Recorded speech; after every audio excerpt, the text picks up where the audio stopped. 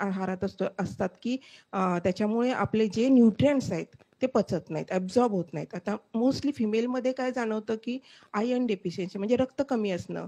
तर रक्त कमी असण्याचं एकच कारण नाही की आयर्न डेफिशियन्सी आहे. त्याच्यामध्ये B12 आहे, B9 आहे, विटॅमिन्स आहेत, मिनरल्स आहेत, कॅल्शियम, मॅग्नेशियम, फोलेट आहे. हे सगळं कमी झाल्यामुळं आयर्न कमी होतं आणि तुमचं हिमोग्लोबिन कमी होतं.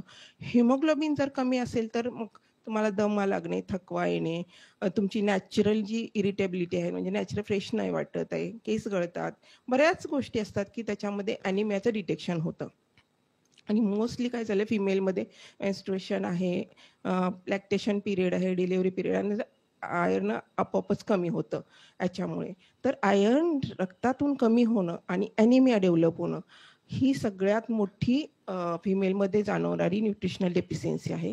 तर याच्यामध्ये सुरुवातीला आपण न्यूट्रिशनचा पचतात का नाही आपल्या